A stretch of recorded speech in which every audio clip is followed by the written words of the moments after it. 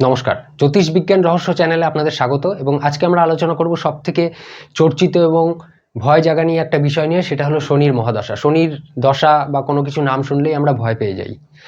শনি কি শুধুই দুঃখ দেয়?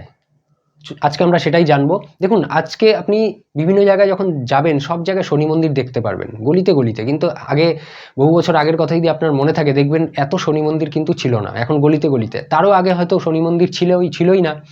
কিন্তু এখন অন্যান্য মন্দিরের থেকে শনি মন্দিরের সংখ্যা বেশি। কারণ কি? আমরা ভয়, শনির দশা, এই বুঝি এই হবে, এই বুঝি সেই হবে, শনির দশা এসে গেছে, এখন কি হবে, শনির সাড়ে সাথী, বিভিন্ন রকম ভয় আমাদের মনে কিন্তু জেগে ওঠে।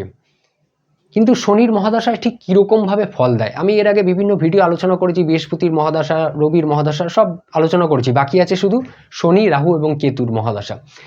শনির মহাদশায় ফলটা ঠিক কিভাবে পাবেন? শনি কি শুধুই দুঃখ দেয় নাকি সুখও দিতে পারে? দেখুন, শনির মহাদশার জন্য আপনাকে মেইন যেটা জানতে হবে সেটা হলো শনির কারকত্ব, যেটা নিয়ে আমি অলরেডি ভিডিও বানিয়ে ফেলেছি। আমি ডেসক্রিপশানে আপনি এই ভিডিওর লিঙ্কটাও পেয়ে যাবেন।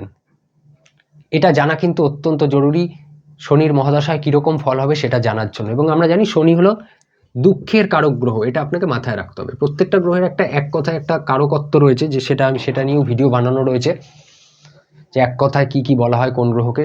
সেই মেনলি আপনি মনে রাখবেন, শনি মানে দুঃখের কারক গ্রহ, এটা কিন্তু বলা হয়েছে।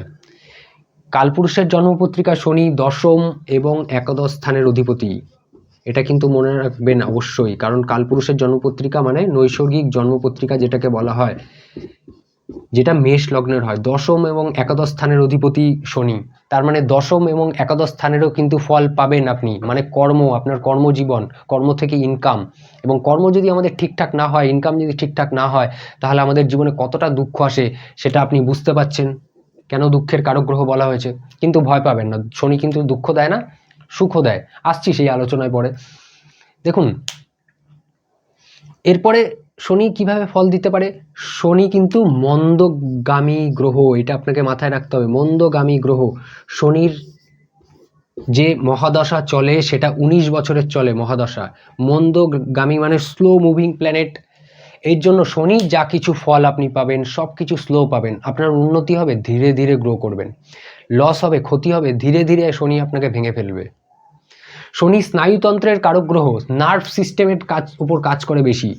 সুতরাং শরীরে কোনো রোগ দিলে নার্ভ সিস্টেমের ওপর এফেক্ট হওয়ার সম্ভাবনা বেশি। কিন্তু অন্যান্য রোগও দিতে পারে, কিন্তু যেই রোগই দিক না কেন, আপনার কিন্তু সেই রোগটা কিন্তু দীর্ঘমেয়াদী হওয়ার সম্ভাবনা বেশি। কারণ শনি যখন কোনো রোগ দেয়, স্লো স্লো স্লো করে জমাট বাঁধে সেই রোগটা। আপনি টেরই পান না, বহুদিন বাদে গিয়ে আপনি সেটা টের পান যে শনি আপনাকে কোনোভাবে রোগগ্রস্ত করেছে। সুতরাং দীর্ঘমেয়াদী, যেমন অষ্টম ভাব থেকে দীর্ঘমেয়াদী রোগ দেখা হয়, সেরকম গ্রহের মধ্যে শনি থেকে কিন্তু দীর্ঘমেয়াদী রোগ দেখা হয়।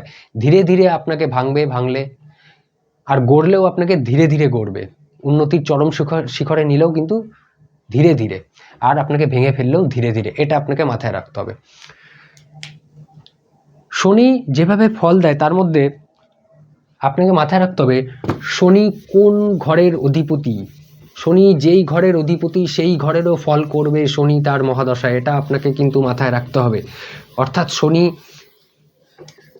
যদি 6, 8, 12-র মধ্যে কোনো ঘরের অধিপতি হয় বা অন্যান্য ঘরের অধিপতি হয়, শনি তার মহাদশায় সেই ঘরগুলোকেও কিন্তু অ্যাক্টিভ করবে। কিন্তু শনি কি 6, 8, 12 এইসব ঘরকেই অ্যাক্টিভ করবে? না, শনি যেই ঘরের অধিপতি সেই ঘরগুলোকে অ্যাক্টিভ করবে। যদি, তার মানে কি, আপনার শনি শুধু দুঃখ দেবে তাই নয়। যদি শুক্রের লগ্ন হয়, শুক্র গ্রহের লগ্নে শনি কি হয়, চতুর্থপতি, পঞ্চমপতি বা নবম বা দশমপতি। তার মানে কি, একটা অতি যোগকারী গ্রহ হিসাবে গণ্য হয় শনি। কিন্তু শনির এক্ষেত্রে প্লেসমেন্টও দেখতে হবে। যাই হোক, শনির মহাদশা যখন আসবে তখন এই ঘরগুলোকেও কিন্তু অ্যাক্টিভ করবে। আমি ফর এক্সাম্পল শুক্রের লগ্ন দিয়ে বোঝালাম, অন্য লগ্নেও কিন্তু সেই ঘরগুলোকে, যেই ঘরের অধিপতি সেই ঘরগুলোকে কিন্তু অ্যাক্টিভ করবে। তাহলে এই দুটো ভালো ঘর পাচ্ছে শুক্রের লগ্নে, তাহলে এই ভালো ঘর দুটো অ্যাক্টিভ হওয়া মানে কি, আপনার জীবনে ভালো জিনিস সব কিছু হবে। সুতরাং এখানে ভয়ের কোনো বিষয় নেই। কিন্তু আপনাকে দেখতে হবে প্লেসমেন্ট, শনির প্লেসমেন্টটা ঠিকঠাক আছে কিনা। যেই ঘরের অধিপতিই হোক না কেন, যাই লগ্ন হোক না কেন, শনি যদি আপনার নিজের রাশিতে থাকে, মূল ত্রিকোণ রাশিতে থাকে, কেন্দ্র বা ত্রিকোণ স্থানে থাকে, শুভ গ্রহের দ্বারা দৃষ্ট হয় বা শুভ গ্রহের সাথে থাকে তাহলে ফল অত্যন্ত ভালো পাবেন, উচ্চমানের ফল পাবেন। আর যদি 6, 8, 12 এই ঘরে থাকে, অশুভ গ্রহের সাথে থাকে, অশুভ গ্রহ দ্বারা দৃষ্ট হয়, তাহলে ফল খারাপ পাবেন, দুঃখ আসবে জীবনে। তার মধ্যে শনি আপনাকে যেভাবে চলতে বলে সেইভাবে যদি না চলেন তাহলে আপনার জীবনে আরও সমস্যা তৈরি করবে। শনি আপনাকে ডিসিপ্লিনের মধ্যে আসতে বলে, যে ডিসিপ্লিনের মধ্যে আসুন, শৃঙ্খলায় আসুন, নিজের কর্মের জায়গাটাকে ডিসিপ্লিন আনতে বলে, কর্মটা আপনার ঠিক হচ্ছে না এই জায়গাটায় আসুন, এটা বোঝায়। যদি সেই জায়গাগুলো ঠিক রাখেন শনি কিন্তু আপনার ভালো ফল দেবে। এবং শনি যদি দুঃখও দিয়ে থাকে কোনোভাবে, আলটিমেটলি যখন সে চলে যাবে তার দশা দেওয়ার পরে লাস্টে কিন্তু আপনাকে ভালো ফল দেবে। যাই হোক, যে কোনো গ্রহের দশাই যাই হোক না কেন, আমরা তো জ্যোতিষের মাধ্যমে সেটা জানতে পারি, সতর্ক হতে পারি, সাবধানতা সচেতন হতে পারি, কিন্তু যতটা সচেতন আমাদের হওয়া উচিত ততটা সচেতন আমরা সবসময় হই না বা সতর্ক প্রতিকার সেইভাবে করি না। সেটার উদাহরণ আপনারা দেখতে পাচ্ছেন, যে আমার হাতে যে চোটটা রয়েছে সেটা দেখতে পাচ্ছেন। কারণ আমি জেনারেলি কী করি, বাড়ির থেকে বেরোনোর সময় নিজের ইষ্টদেবের নাম উচ্চারণ করি অনেকবার, এবং রাস্তাঘাটে চলাফেরার সময়ও অনেক সময় করি, নিজের ইষ্টদেবের নাম উচ্চারণ করি, কিন্তু কোনো কারণে সেটা কালকে মিস করে গেছিলাম বা করিনি, সেটা আমারই গাফিলতি, সেটার কারণে এই সমস্যাটা হয়েছে। যাই হোক, এই চোটটা আরও বড় ধরনের হওয়ার কথা ছিল, যেটা আমার জানাই ছিল, কিন্তু একটু অসাবধানতার জন্য কিন্তু এই প্রবলেমটা হয়ে গেছে। সুতরাং অ্যাস্ট্রোলজি মানে কি? অ্যাস্ট্রোলজি মানে হলো আপনাকে কি করতে হবে, একটা অ্যাওয়ারনেস, রেমেডি আপনাকে করতে হবে। রেমেডি হলো আপনার সাপোর্ট সিস্টেম, আর অ্যাওয়ারনেসটাই কিন্তু মেন কন্ট্রোল সিস্টেম, আপনার মেন কন্ট্রোল। এই জিনিসটা যদি করতে পারেন, সতর্ক এবং প্রতিকার, এই জিনিসগুলো যদি করতে পারেন, তাহলে কিন্তু নেগেটিভ ইম্প্যাক্ট যেটা রয়েছে সেটা কিন্তু অনেকটা কমে আসে, বা নেগেটিভ ইম্প্যাক্টটা চলেই যায়, হয়তো কমে যাবে, যেটা হওয়ার কথা ছিল সেটার ফলটা আপনি কম পাবেন, যে খারাপ অবস্থাটা ছিল, বা সেই ফলটা কেটেই যাবে। সুতরাং এই সতর্ক থাকা এবং প্রতিকার, এই দুটো কিন্তু করা আমাদের জীবনে অত্যন্ত জরুরি। পরবর্তীকালে আর যে মহাদশা বাকি আছে সেটা হলো শনির মহাদশার পরে রাহু এবং কেতুর মহাদশা বাকি আছে। এটা বাদ দিয়ে সবকটা গ্রহের মহাদশাই আপনাদের সঙ্গে আলোচনা করেছি। এরপরে আমরা অন্তর্দশায় চলে আসব, প্রত্যেকটা কোন গ্রহের দশায় কোন গ্রহের অন্তর্দশা কিভাবে ফল করে।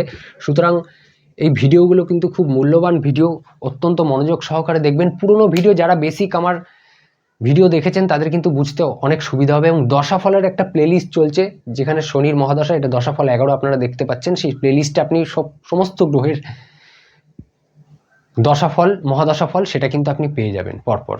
রাহু কেতুর মহাদশার পরে অন্তর্দশায় আমরা ফিরে আসবো। যাই হোক, আপনারাও সচেতন থাকুন, প্রতিকার করুন, সাবধানে থাকুন, ভালো থাকুন, সুস্থ থাকুন। আর চ্যানেল কিন্তু সাবস্ক্রাইব করতে ভুলবেন না, অনেক মূল্যবান ভিডিও অলরেডি আমি দিয়ে দিয়েছি এবং পাবেন। সুতরাং চ্যানেল লাইক করে এবং সাবস্ক্রাইব করে, চ্যানেল সাবস্ক্রাইব করে বেল আইকনে দাবিয়ে পাশে থাকুন। আর লাইক করতে কিন্তু একদম ভুলবেন না, সম্ভব হলে শেয়ারও করবেন। দেখা হবে পরের ভিডিওতে। ভালো থাকুন, সুস্থ থাকুন, নমস্কার।